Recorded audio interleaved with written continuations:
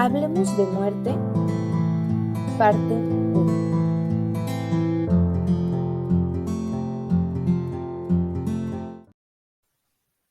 Hola, soy Paloma Echeverría, psicóloga en terapia cognitivo-conductual y sistémica, creadora y fundadora de COPSIPA, Consultorio Psicológico Paloma. Como cada mes, traigo para ti herramientas de vida para tu desarrollo personal.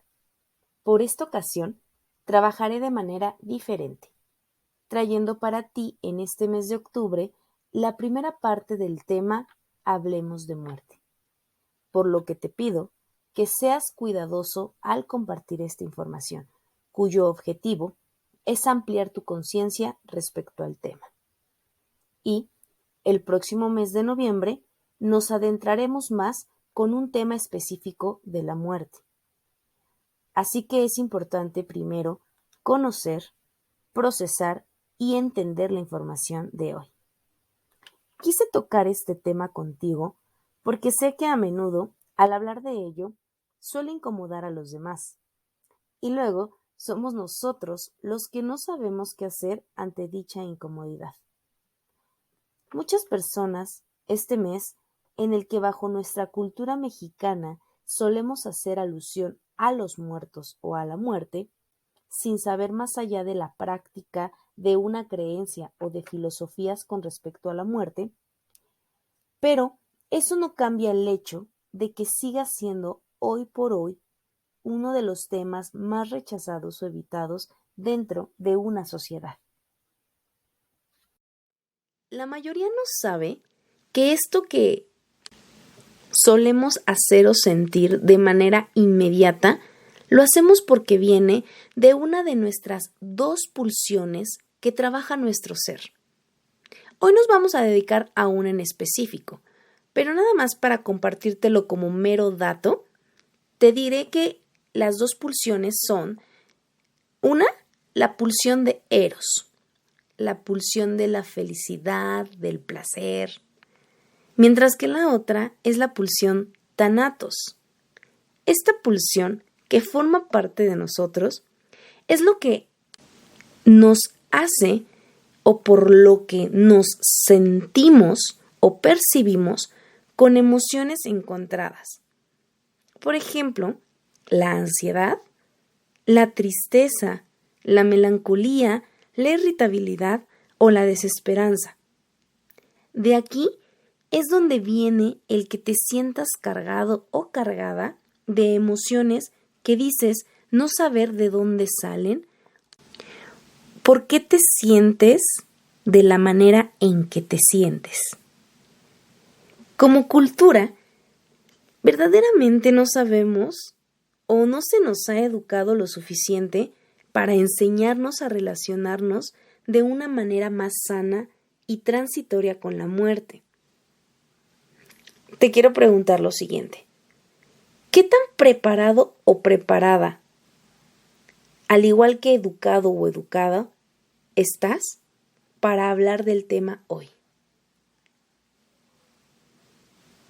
Primero que otra cosa, quiero que sepas que hablar tanto de muerte como de los duelos que implican la misma no es un tema que haga que te sientas incómodo o que sientas que estás haciendo algo que no debieras. De hecho, el estado que puede ocasionar escuchar esta información, como la melancolía y la añoranza, debes de saber que son estados normales del ser humano. Y este estado lo solemos experimentar ante la muerte como un territorio incómodo y para muchos evitativo. Informarte y hablar de muerte no te hace atraerla o que mandes el mensaje de que piensas constantemente en ella. La muerte debería de ser, al igual que la vida, una relación sana que te permita trascender de las barreras entre tus miedos que hay entre la vida y la muerte, relacionándote de manera óptima con ambas. ¿Por qué no hablar de algo que, como el ser finito que eres, tarde que temprano o más temprano que tarde llegará? Sé que también están para ti los tipos de muertes que tendremos que aprender a afrontar o que tenemos que aprender a trabajar. Pero en este aspecto sí te digo que si has atravesado por una pérdida recientemente o estás atravesando por una, lo más sano para contenerte y guiarte ante un tipo de pérdida específica sería acudir con un profesional en la salud mental y tanatológica. La tanatología, te diré que es la rama de la psicología que se encarga del estudio de la muerte, del acompañamiento de un duelo y de la identificación de elementos que no te permiten cerrar algún ciclo y que esto empieza a generar malestares en tu día a día. Fíjate que a lo largo de estos años, uno de los aspectos que he aprendido del hombre es que de las cosas que más nos duelen al estar o atravesar por la pérdida de alguien es la cantidad de recuerdos compartidos o vividos con el ser ausente. Porque la realidad es que cuando tu razón le dice a tu ser que esa persona ya no estará más, que ya no estará presente de manera tangible o de manera terrenal, es cuando entra tu emoción y al no saber qué hacer con todos esos recuerdos, es cuando llegamos a un estadio en el que más que extrañar la presencia, lo que extrañas es la ausencia, al asimilar una vida sin la persona. Y es que ¿cómo no dolería decirle a tu mente y a tu corazón que eso que hacías con alguien más o en esos aspectos de tu vida que acompañarías o te acompañaría a alguien más, ya no podrá figurar, que si antes estaba, ahora ya no está? Sí, yo sé que es un tema muy crudo. Yo sé que puede incomodar o que inclusive puede generar un poco de, más que de incomodidad, de extrañarte ¿por qué hablar de esto? ¿No? Pero no solo es por el mes, no solo es por nuestra cultura aquí en México, es porque también uno de los aspectos más significativos en esto que estamos transitando como sociedad es la apertura a este duelo que ya estamos por cerrar y por culminar, como lo que es la pandemia, ¿no? El que fuimos, de alguna u otra manera, se nos fue arrebatada la libertad de poder estar en un espacio abierto, el que se nos fue condicionado el estar más tiempo en casa, y esto fue uno de los duelos más nuevos que la sociedad pudo haberse imaginado que en algún momento íbamos a atravesar.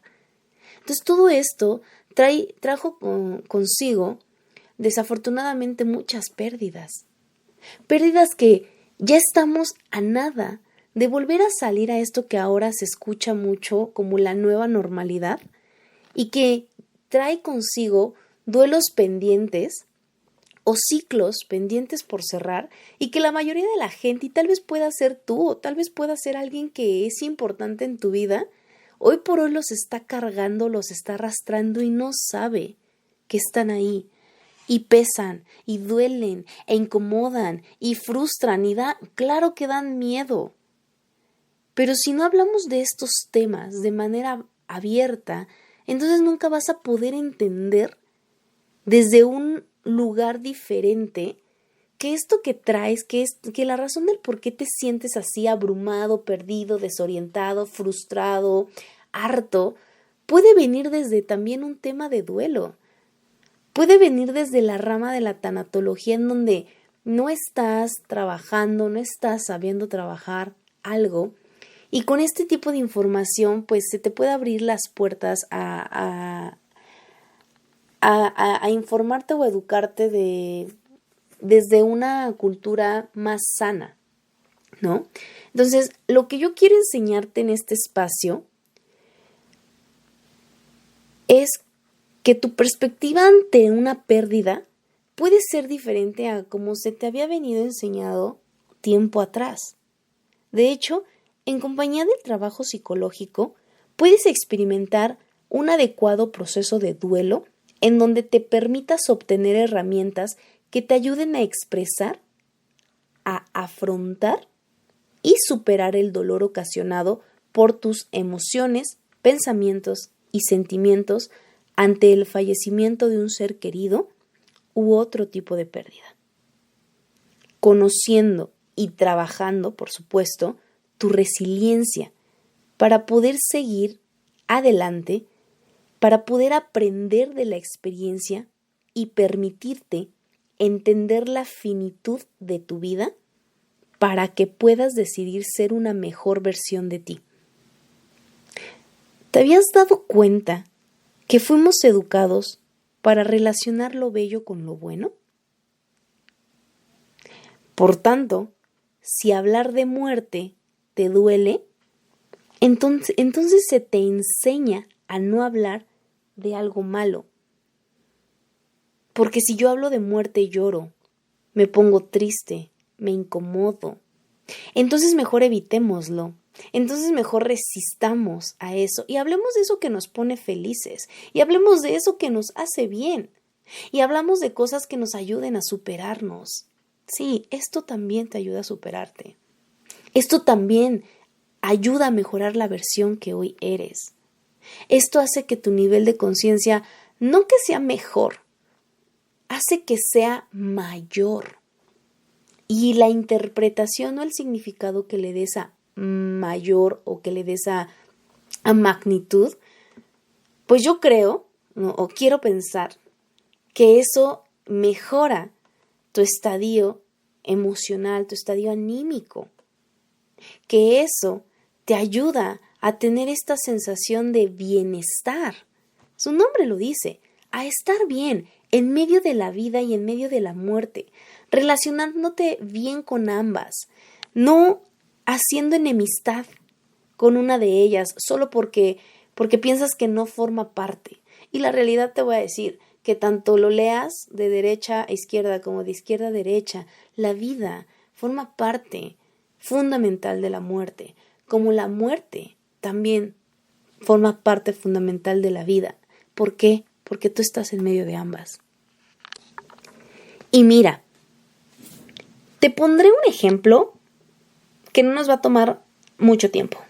Para esto, quiero que respondas para ti las siguientes preguntas y hazlo de manera espontánea, de manera natural. Pon mucha atención. ¿Qué edad tienes? ¿Ya cuentas con un testamento? ¿Tú ya sabes si mueres hasta este momento de tu vida, cuál es tu última voluntad? ¿Y esto se lo has comunicado a tus seres queridos? Interesante, ¿no? Analiza tus respuestas, porque esto que te acabo de preguntar es solo un parámetro de muchos que hay que te pueden demostrar y que hagas consciente en este espacio qué tan informado y educado estás en temas de muerte y duelos. Es fundamental que te enseñes a ver la muerte como parte del hombre o una etapa transitoria, y no como un castigo o un modo de destino. Morir en plenitud no es el cómo termina tu vida, sino el cómo la viviste y lo que dejas a los que se quedan. Esto último que acabo de mencionar es uno de los principios de la paz en temas de tu espiritualidad. Anteriormente te hablé en las preguntas que te hice hace un momento del el testamento, por darte un ejemplo. ¿Tú sabías que el tema del testamento forma parte de la educación tanatológica legal? Sí, claro. La tanatología no solo conlleva elementos psicológicos, tiene aspectos legales, por supuesto, tiene aspectos sociales, por supuesto, y tiene en mucha carga la mayoría de las veces aspectos de índole religioso y o por deidad. Entonces la tanatología es un campo demasiado amplio que lleva años inmerso en nuestra sociedad y que valdría la pena que de poco en poco vayamos generando una cadena de cambio en conciencia para que aprendamos a pronunciar esto que hasta ahora se nos enseñó a que era impronunciable, ¿no? A hablar de esto que antes se nos pedía que calláramos, a no temerle a la muerte, sino a respetarla. Porque escuchamos y es muy conocido decir ámate, valórate, respétate, y todo esto es un tema de vida, pero una manera de respetarte, de quererte, de procurarte, también es tener la oportunidad de tomar conciencia y decidir qué quieres cuando ya no estés, de qué entiendes por muerte y cómo te relacionas con ella, de formar parte de la gente en su vida, no solamente en los temas, decíamos, lo bello, lo feliz, que vaya relacionado con la muerte, sino también dejar marca y dejar huella en temas relacionados con la muerte, ¿no? Y hoy quiero también compartirte dos aspectos de la tanatología en ejemplos del tema, como lo dije al principio, legal y psicológico. Por lo que si en algún momento, en alguno de estos ejemplos que yo te voy a dar, tú llegaras a identificarte con alguno o quieras compartirme algún ejemplo propio, te pediría que te animes a escribirme y yo con mucho gusto voy a leerte, porque esto nos nutre, esto hace que nuestra mentalidad se convierta en una oportunidad de amplitud, de conocimiento social, ¿no? De apertura social e informativa. Entonces, ¿cuáles son estos dos ejemplos? En el tema legal, quise hablarte del momento en el que fui a hacer mi testamento, ¿no? Una de las primeras cosas más incómodas era de primera instancia decirle a la gente, ahorita vengo, ¿a dónde vas? A tramitar mi testamento. Respuesta inmediata, o sea, respuesta reflejo. ¿Tú qué? Mi testamento. ¿Testamento para qué? Bueno, si bien el testamento, no todos sabemos que no necesitas tener casa, tener un carro, tener cuentas con una alta cantidad numérica, que no necesitas tener terrenos o pertenencias. También el testamento es un documento de poder legal que te permite elegir a la persona sucesora a ti para que cuando tú no estés sea quien pueda ejercer y llevar a cabo tu última voluntad. Pero pocos lo saben. Y de hecho, la gente que poco lo sabe, también pocos llevan a cabo la acción de ir a tramitar un testamento. No saben lo que conlleva, no saben el proceso a seguir, no saben si cuesta, si no cuesta, las ventajas, pros y contras. ¿Me explico? Entonces, estando en el trámite del testamento, cuando me preguntan mi nombre, que presente mi documento de identificación oficial, pasamos al momento de las preguntas, del tipo si estás casada y si tienes hijos. A lo que yo contesté en ambas que no. Inmediatamente obtengo como resultado una mirada de incomodidad. Pero eso no fue solo, eso no fue todo, más bien. No obstante, la mirada que recibí como respuesta conductual, la persona voltea a ver a su compañera de a un lado, que estaba atendiendo a su vez a otra persona con características totalmente diferentes a mí. Una persona ya de edad adulta, una persona con dificultad auditiva, una persona que llevaba a un hijo cuidándolo, me dice, yo lo llamaría que de manera muy diplomática, ¿puedo hacerte una pregunta? A lo que yo respondo que sí. Y la pregunta fue la siguiente, que si yo tenía algún tipo de enfermedad terminal. Un tema muy crudo, por cierto. Yo respondí que no, pero con una respuesta de extrañeza, ¿no? De más que de incomodidad, ¿qué sentido tiene tú? ¿A dónde vas con esa pregunta? Y entonces, desde su incomodidad de la persona, me dijo que ¿por qué si no estoy casada, no tengo hijos y no tengo una enfermedad terminal, aparte de que era muy chica en edad, ¿por qué estaba haciendo un testamento? Y digo, no es que esté mal la persona, tampoco es que yo esté bien o esté mal. Te comparto esta experiencia personal para que tú veas que este tipo de respuestas las vas a poder tener tú o alguien cercano a ti ya las ha tenido. Y por eso se empiezan a generar estos sesgos, ¿sabes? Porque por cultura se nos ha enseñado y se nos ha dicho que el testamento lo tienes, 1, que hacer a una edad avanzada. 2, que si no tienes un patrimonio que dejar o que heredar, es innecesario ese gasto, y lo pongo entre comillas, gasto, porque tendrías que tener un nivel de conocimientos y de conciencia diferente para entender que no es un gasto, que es una inversión, que es algo que tenemos por derecho, pero a su vez por obligación que hacer, ¿no? 3, que tienes que estar bajo una enfermedad terminal. 4, que tienes que tener hijos para decir qué porcentaje le dejas a tus hijos.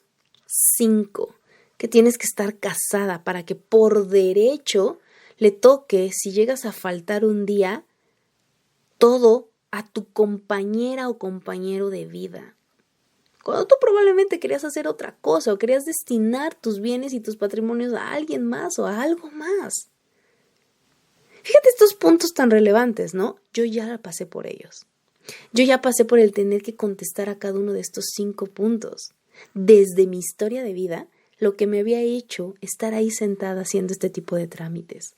Pero entendí que claro que les iba a causar extrañeza, que claro que los iba a sacar como de su zona, ver a una persona con las cualidades contrarias a lo que se esperaría de alguien que va a ir a hacer este tipo de trámites.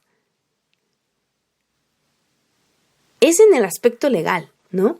Pasando al otro tipo de aspecto que te comparto de manera personal, en el tema psicológico, en algún momento cuando estuve presenciando lo que habían sido una pérdida y conllevaba todo lo que era esta parte del ritual de los velorios, ¿no? Del entierro, yo les decía a personas cercanas a mi círculo, oye, y cuando tú mueras, ¿qué quieres que hagan contigo?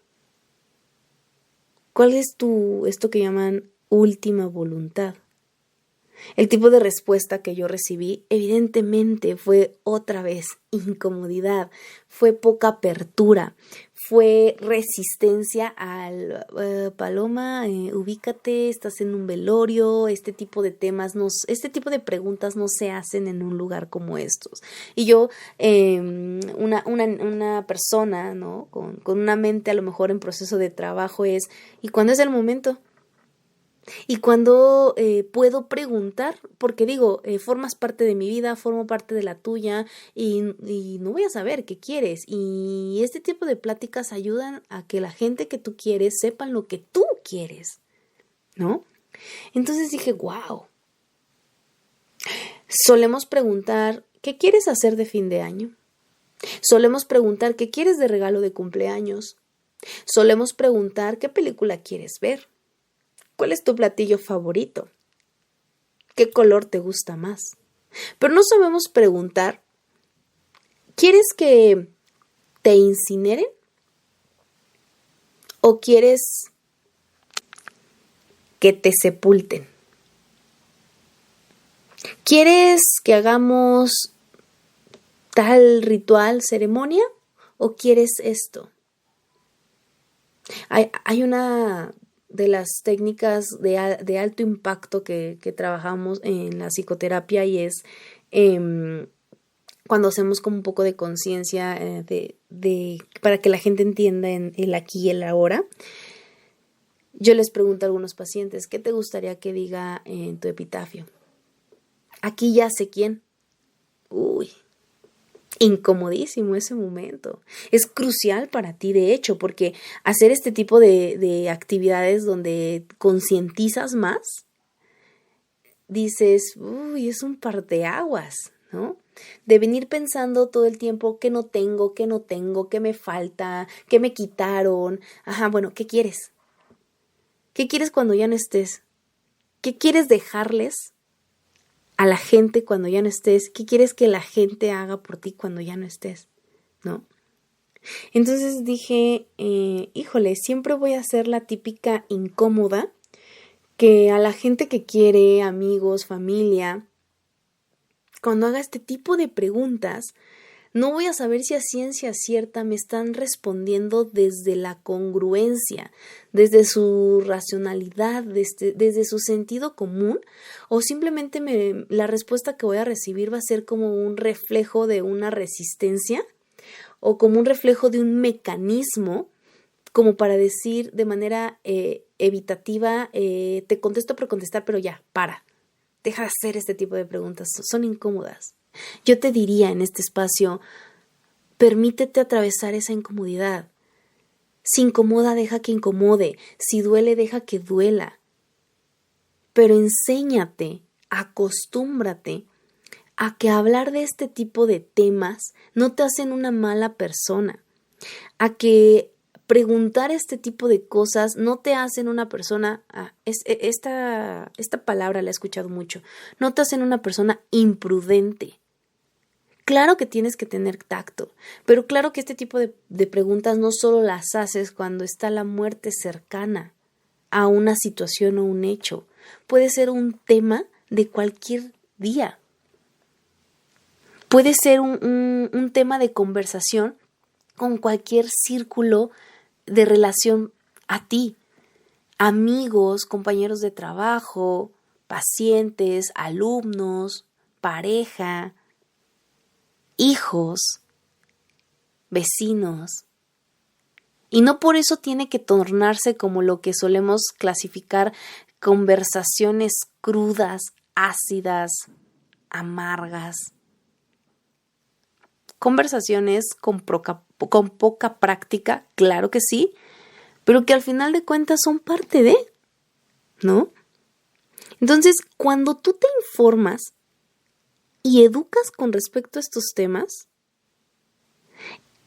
en relación con el hombre y la muerte, te permites trabajar y adquirir un entendimiento más lúcido del desarrollo de tu conciencia o de tu existencia, como lo quieras llamar, y también adquieres un mayor conocimiento para que te permitas superar tu propio ser. Porque hablar de muerte, lo decía hace un momento, no es malo. Enseñarle a las personas desde pequeños la normalidad y la validación que hay con la vida y con la muerte permite cerrar ciclos de todo tipo de manera satisfactoria, fortaleciendo la estabilidad emocional y permitiéndote desarrollar con mayor paz y armonía en la relación que tú tienes en esto que es tu viaje y que llamas vida. Sí te pido que identifiques si tienes algún duelo manifestándolo en este presente o algún duelo del pasado que mantengas oculto, no te lo guardes. No te calles, eso no te hará verte más fuerte ante los demás. El que no lo hables no quiere decir que no haya pasado y que va a doler menos. Busca ayuda o al menos acompañamiento profesional. Todas las pérdidas son importantes y merecen respeto. La conciencia ante la muerte que tenemos dentro de una sociedad, en verdad, es limitada.